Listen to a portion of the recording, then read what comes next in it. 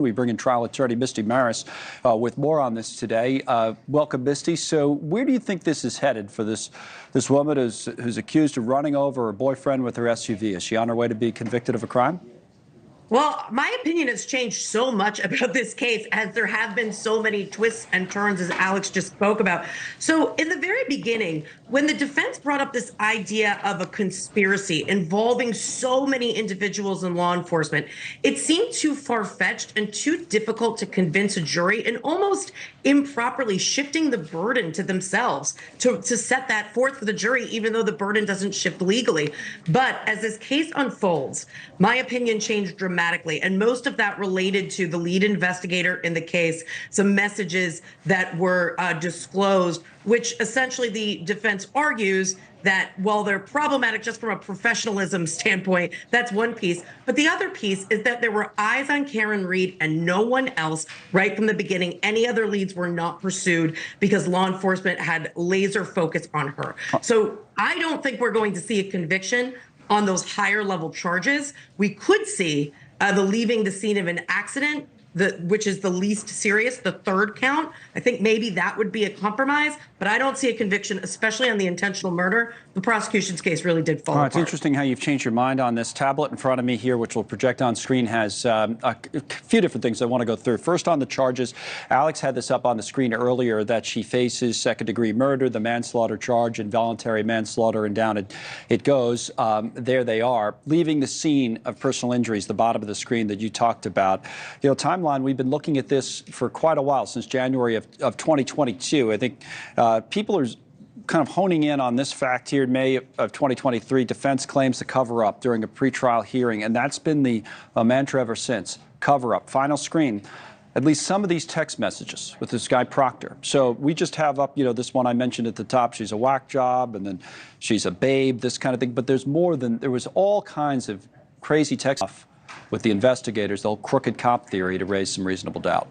Yes, Connell, and I'll tell you why. Because when you break down the charges, you have the most serious charge, which requires the jury to find that she acted with intent. Then you have the second charge, which requires a recklessness finding. Both of those charges require the jury to find beyond a reasonable doubt, that she caused the death of O'Keefe. Okay, so she caused the death of the victim. Now you have the defense raising all of these theories regarding other evidence that tends to undercut that. That's your reasonable doubt. Remember, the prosecutors have to prove each element of the crime beyond a reasonable doubt. And that's why I believe these messages were so detrimental to the prosecution's case. They were really unsavory. That's one piece. You don't have to like a witness. But the other piece is just significant misconduct in the investigation by the lead investigator. And so I think taking all of that into consideration, and the jury question from today asking about an evidentiary report that is central to when evidence had been collected versus what was turned over, all of that is going to be something the jury is going to consider. And I just do not see a conviction on those higher level charges. But remember, she was intoxicated. Yes. And so leaving the scene of an accident would be something that if the jury doesn't want to convict her on those higher level charges, a lesser included and a less severe charge gives them another option. See that. Yeah, it gives them another option. Exactly. All right, before we wrap this case, I mean, why do you think there's so much interest in it? I've been intrigued by Alex's reporting of the last couple of days. I mean, you have a few hundred people out there outside the courthouse, free Karen Reed, all this kind of thing. All the true crime blogs are all over it. What's the level of interest all about, do you think?